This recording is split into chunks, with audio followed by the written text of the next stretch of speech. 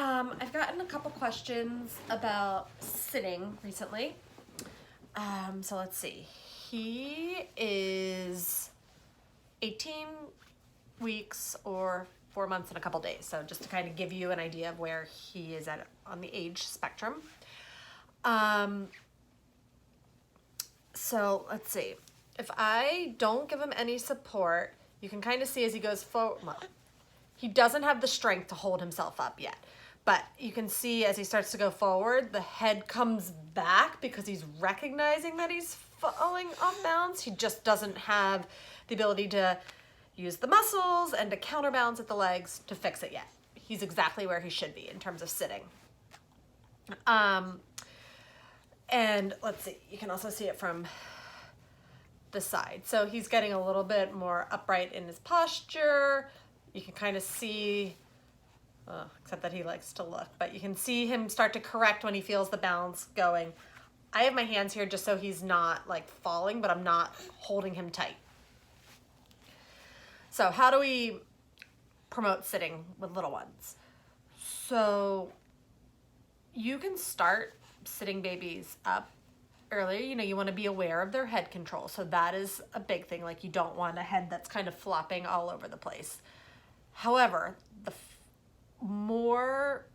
less stable they are or the less head control they have, you want to support up higher and pretty firmly, because you kind of want to take out, we've talked before about degrees of freedom. You want to take out everything else they might have to work on so that they can just work on some head control. As the head control gets better and as the trunk control gets better, so lots of tummy time, carrying in different positions, all of those things. So when I was talking about the carrying positions last week or a little bit ago, and the holding on the hip, you know, it's similar. So like he has more trunk control, more head control, so I can change my support. So what I do is I start to, you know, kind of either stay up high and ease up a little bit so that he kind of has some wiggle room in here and I'm not gonna let him fall. Or I start to move my hands down lower and maybe, see the difference? Firm up, like give a little bit more firm support with my hands. So holding pretty snugly here, but he has to control everything above my hands.